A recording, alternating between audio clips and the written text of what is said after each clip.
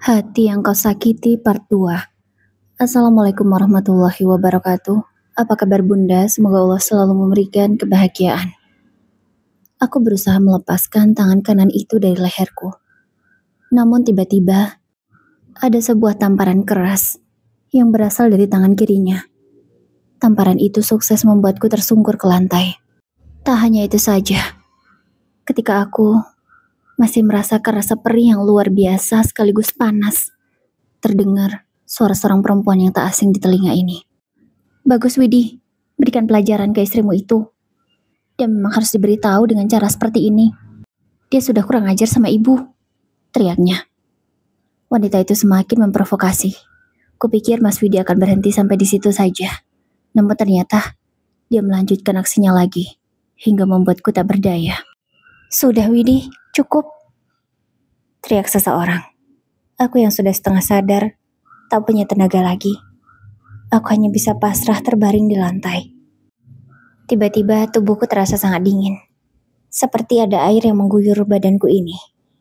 Aku berusaha membuka mata namun sangat sulit. Setelah berusaha susah payah, mataku bisa sedikit terbuka. Ternyata memang aku disiram seember air oleh yang namanya ibu mertua. Mulut ini ingin berkata hentikan, namun tenagaku sudah tak ada lagi. Aku hanya bisa beristighfar dalam hati ini, menyebut nama Allah berkali-kali, supaya aku diberi kekuatan untuk menghadapi semuanya, karena aku tak mau mati sia-sia di sini. Aku terbangun, entah jam berapa. Badanku terasa sangat sakit semua. Rumah berantakan dan juga banjir. Kuseret kaki ini yang masih terasa sangat sakit, karena semalam sempat diinjak oleh Mas Widi. Aku mencari keberadaan ponselku, namun tak kutemukan. Mungkin ponselku sudah diambil oleh Mas Widi. Pasti dia takut jika aku menyebarkan video rekaman itu. Tak kutemukan siapapun di rumah ini. Rumah kosong. Mereka kemana? Apa mereka kabur? Ucapku lirih. Dengan susah payah aku berusaha berjalan keluar rumah. Tolong, tolong, teriakku. Untungnya suara teriakanku ada yang mendengar. Kebetulan tetangga di sebelah rumah sedang menyapu halaman rumahnya. Astagfirullah, Mbak Hasnah, kenapa ini? Tanyanya dengan panik. Buru-buru dia menghampiriku. Namun setelahnya aku tak sadar lagi apa yang terjadi. Aku langsung terjatuh. Tersadar lagi, aku sudah ada di rumah sakit. Kulihat kanan dan kiri. Sebelah kanan kosong. Namun setelah aku menoleh ke sebelah kiri, ada Bu Mutia yang sedang menungguku. Terima kasih Bu, ucapku dengan sangat lirih. Aku benar-benar lemas. Tenagaku sudah hilang semuanya. Bahkan rasanya aku sudah ingin pergi dari dunia ini. Sudah, istirahatlah Mbak Hasnah, tidak usah bicara dulu, ucap Bu Mutia. Tak lama kemudian mata ini terpejam. Sebenarnya aku sadar, namun rasanya tak kuat untuk membuka mata. Aku mendengar perawat dan juga dokter berbicara dengan Bu Mutia. Tapi aku tak bisa membuka mata ini. Untuk menanggapi ucapan mereka pun aku rasanya tak mampu. Bu Mutia, dari pembicaraan yang aku dengar, beliau sudah melaporkan ke polisi apa yang terjadi denganku. Kepolisian sedang menyelidikinya. Aku berhasil membuka mataku, dan Bu Mutia buru-buru menjelaskan semuanya. Tenang Mbak Hasnah, saya sudah melaporkan ke polisi. Mbak Hasnah jangan khawatir ya, ucap beliau. Ingin aku menanggapi dengan menganggukkan kepala, namun sulit sekali untuk kulakukan. Namun keesokannya, keadaanku sudah lebih baik. Meskipun aku masih lemas, tapi aku sudah bisa membuka mata dan bisa diajak berkomunikasi.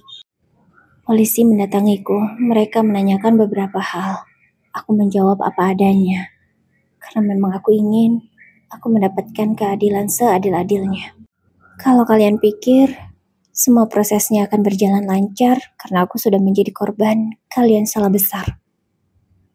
Aku yang sudah babak belur seperti ini, Mereka masih bisa bersilat lidah karena memang tak ada saksi malam itu, sehingga mereka bisa seenaknya mengelak. Karena memang tak ada satupun orang yang menyaksikan atau yang tahu kalau ibu mertua datang ke rumahku. Dengan santainya mereka mengatakan bahwa mereka tak melakukan kekerasan itu kepadaku. Padahal semua hasil pemeriksaan sudah jelas. Namun karena tak ada saksi, kasusku ini harus didalami lebih lanjut. Sehingga tak semudah itu mereka masuk ke dalam penjara. Apalagi mereka punya uang untuk membayar pengacara, sementara aku tak punya uang. Aku hanya punya rumah warisan orang tuaku. Ya Allah, hanya kepadamu lah hamba memohon. Mudahkanlah urusanku. Aku hanya bisa berdoa, karena sepertinya mereka akan lolos. Hanyalah keajaiban yang bisa merubah semuanya. Aku tak berdaya, tak punya uang untuk membayar pengacara. Pengacara yang disediakan juga tak banyak bisa membantu. Aku pasrah. Jika memang aku tak akan mendapat keadilan itu, tak apa. Yang penting aku bisa bercerai dari laki-laki yang bernama Widi. Aku mengajukan juga gugatan ke pengadilan agama. Aku tak sanggup lagi. Sudah cukup. Aku hampir saja meregang nyawa karena dia. Tak akan lagi aku memaafkannya. Kalau selama ini aku pikir dia seperti itu karena ibunya ternyata sifat aslinya juga memang sangat kasar. Bahkan dia sanggup mengkhianatiku dengan cara melihat video wanita lain. Dan juga lebih percaya dengan ucapan ibunya yang jelas-jelas itu adalah fitnah. Setelah sekian lama berjuang, akhirnya aku kalah. Mereka bisa tertawa puas di atas penderitaanku. Mereka tentu menang karena tak ditahan. Namun urusan perceraianku sudah selesai. Laki-laki itu setuju untuk menceraikanku. Waktu pun berlalu. Aku sudah pulih dan mulai bekerja lagi. Aku bekerja lagi di perusahaanku yang lama. Sebab dulu aku berhenti bekerja karena memang atas permintaan Mas Widi. Untunglah, ketika aku membutuhkan pekerjaan itu ada lowongan yang pas denganku. Dengan mudahnya juga aku diterima di sana karena memang aku sudah berpengalaman. Aku bangkit, menata hidupku lagi. Kini hari-hariku disibukkan dengan bekerja. Jarak rumah yang tidak terlalu jauh dengan mantan suami itu membuatku tidak nyaman. Karena dia selalu mengejekku. Dia selalu menertawakan kekalahanku di pengadilan kala itu. Namun dalam hati ini aku sudah bertekad. Aku akan memperjuangkan hakku. Aku akan berusaha untuk mencari keadilan untuk diri sendiri. Aku tak akan membiarkan orang seperti mereka bisa berleha-leha di luaran. Dan jika nanti laki-laki itu memiliki istri lagi, bisa jadi istrinya akan menjadi korban sepertiku. Aku tak akan membiarkan itu. Setelah uangku terkumpul nanti, aku akan mengusahakannya lagi. Aku akan kupastikan mereka mendekam di penjara dalam waktu yang lama. Bukti visum masih aku simpan. Yang belum aku dapati adalah bukti video waktu itu yang memicu pertengkaran hebat ini. Hasnah, panggil Bu Mutia. Ya Bu, ada apa ya? Tanya aku sambil tersenyum. Ini tadi saya bersih-bersih di belakang rumah. Tak sengaja saya menemukan ponsel. Apakah sampean mengenali ini ponsel siapa? Tanya Bu Mutia. Betapa senangnya aku. Karena yang aku cari selama ini sudah ditemukan oleh Bu Mutia. Itu adalah ponselku. Ini ponsel saya, Bu Mutia. Ini ponsel yang berisi bukti itu. Ucapku bersyukur. Alhamdulillah. Tanpa basa-basi lagi, aku langsung membawa ponsel itu ke tukang servis, mana tahu masih bisa diperbaiki dan bisa menyala, supaya bukti itu bisa aku serahkan ke pengadilan. Ponsel itu dalam keadaan hancur, tapi mudah-mudahan masih ada harapan. Sepertinya ponsel itu sempat akan dilenyapkan, namun dia ceroboh malah membuangnya sembarangan. Sudah lama aku mencari ponsel ini, namun baru sekarang ketemu.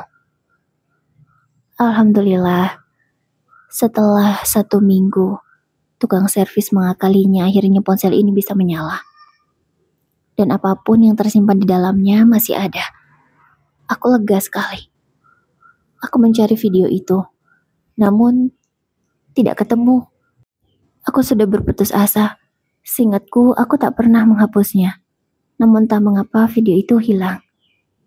Hingga akhirnya aku teringat kalau ada file yang akan tersimpan. Aku mengotak-atiknya hingga akhirnya ketemu. Dan video itu masih bisa dipulihkan kembali. Hatiku sangat lega. Akhirnya bukti ini akan membuka semuanya. Segera kuserahkan kepada yang berwenang. Mereka akan melakukan penelitian. Semoga aku mendapatkan keadilan ini. Entahlah, aku terlalu cinta atau apa. Meskipun sudah 3 bulan bercerai darinya, rasa cinta itu masih ada. Sekarang sudah bulan Mei, tapi aku belum bisa melupakan semuanya. Termasuk rasa cinta ini. Padahal aku sudah sangat terluka selama menikah dengan dia. 28 Februari lalu adalah putusan sah sidang perceraianku. Dan sekarang sudah 3 bulan. Namun hati ini masih sangat egois untuk mencintainya. Alhamdulillah perjuanganku tidak sia-sia. Aku bisa menjebloskan mereka ke penjara. Bukti yang aku miliki sangat kuat. Karena pemicu kami bertengkar sudah ditemukan. Mereka percaya karena sudah ada bukti. Tak bisa lagi. Orang biadab itu untuk mengelak. Bukan hanya Mas Widi yang akan dipenjara, tapi ibu mertua juga. Karena dia sudah memprovokasi. Ya, setelah dilakukan interogasi berkali-kali akhirnya, kedua makhluk tidak tahu diri itu mengakui. Tak henti-hentinya aku bersyukur, karena aku sudah mendapatkan keadilanku sekarang. Mereka sudah mendapatkan ganjarannya. Meskipun hanya 5 tahun untuk Mas Widi dan 2 tahun untuk ibu mertua. Setidaknya, mereka sudah merasakan yang namanya masuk penjara dan menjadi narapidana. Walau kalau mau dibilang adil, itu tak akan pernah adil dengan apa yang aku alami. Namun sudah cukup, sudah lelah juga aku mengurusi masalah ini. Sekarang aku fokus untuk menata masa depanku. Masa depanku masih panjang. Oh ya, sebenarnya sebelum aku menikah dengan Mas Widi dulu, aku lebih dulu dekat dengan anak dari atasanku. Namun, Mas Widi lebih berani menyatakan cintanya daripada anak atasanku itu, sehingga aku jatuh cinta duluan dengan Mas Widi daripada dengannya. Kupikir cintanya untukku sudah mati sejak aku menikah dengan Mas Widi. Ternyata aku salah. Sampai sekarang dia masih menungguku. Setelah 2 tahun berlalu, perasaannya masih sama. Bahkan dia sudah mengungkapkannya lagi. Pengungkapan cinta itu terjadi setelah 6 bulan aku menjanda. Sebenarnya masih ada rasa trauma, tapi melihat ketulusannya, aku menjadi yakin kalau dia memang tulus mencintaiku. Akhirnya dengan bismillah aku menerimanya. Namun, tidak langsung menikah. Akan kujalani dulu pendekatan dengan dia. Jika cocok, baru ke jenjang yang lebih serius. Tidak terasa sudah setengah tahun kami dekat. Sejak ia mengungkapkan perasaannya. Semakin kesini, rasa yakin itu semakin dalam. Tak hanya ingin menjadikannya teman, aku sudah yakin bahwa dia bisa dijadikan pasangan hidup.